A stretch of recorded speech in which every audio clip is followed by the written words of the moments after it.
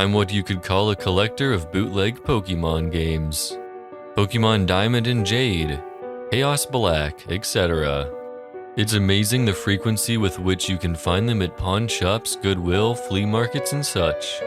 They're generally fun, even if they are unplayable, which they often are. The mistranslations and poor quality make them unintentionally humorous. I've been able to find most of the ones I've played online, but there's one that I haven't seen any mention of.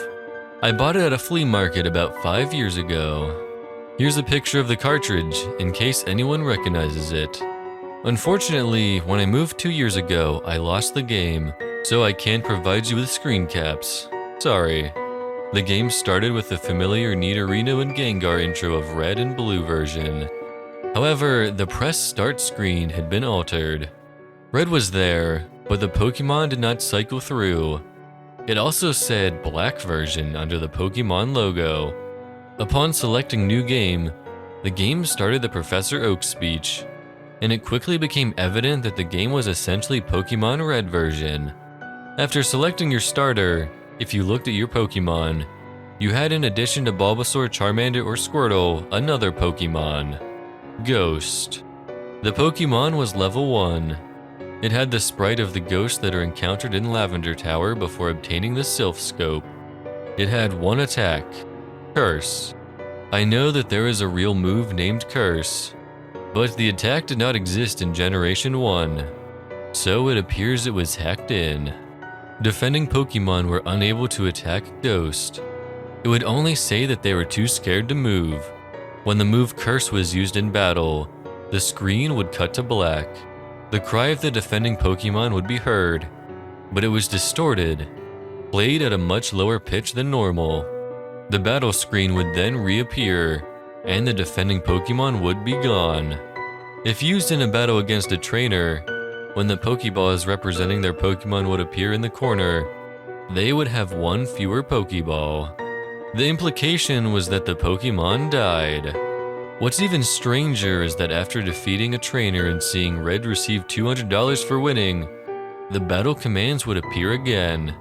If you selected Run, the battle would end as it normally does. You could also select Curse. If you did, upon returning to the overworld, the trainer's sprite would be gone. After leaving and re-entering the area, the spot where the trainer had been would be replaced with a tombstone like the ones at Lavender Tower. The move Curse was not usable in all instances. It would fail against ghost Pokemon. It would also fail if it was used against trainers that you would have to face again, such as your rival or Giovanni. It was usable in your final battle against them, however. I figured this was the gimmick of the game, allowing you to use the previously uncaptured ghosts. And because Curse made the game so easy, I essentially used it throughout the whole adventure. The game changed quite a bit after defeating the Elite Four. After viewing the Hall of Fame, which consisted of Ghost and a couple of Pokemon I used for HMs, the screen cut to black. A box appeared with the words, "Many years later." It then cut to Lavender Tower. An old man was standing, looking at tombstones. You then realized this man was your character. The man moved at only half of your normal walking speed. You no longer had any Pokemon with you, not even Ghost, who up to this point had been impossible to remove from your party through depositing in the PC. The overworld was entirely empty. There were no people at all. There were still the tombstones of the trainers that you used Cursed on, however. You could go pretty much anywhere in the overworld at this point, though your movement was limited by the fact that you had no Pokemon to use HMs. And regardless of where you went, the music of Lavender Town continued on an infinite loop.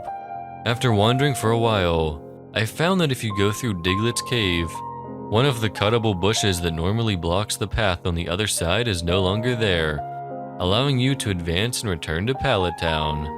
Upon entering your house and going to the exact tile where you started the game, the screen would cut to black. Then a sprite of a Caterpie appeared. It was then replaced by a Weedle, and then a Pidgey.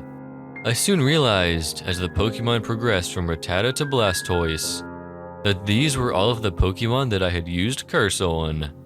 After the end of my rival's team, a youngster appeared, and then a bug catcher. These were the trainers I had cursed. Throughout the sequence, the Lavender Town music was playing, but it was slowly decreasing in pitch. By the time your rival appeared on the screen, it was little more than a demonic rumble. Another cut to black. A few moments later, the battle screen suddenly appeared. Your trainer sprite was now that of an old man. The same one as the one who teaches you how to catch Pokemon in Viridian City.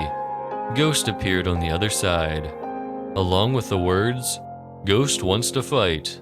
You couldn't use items, and you had no Pokemon. If you tried to run, you couldn't escape. The only option was fight.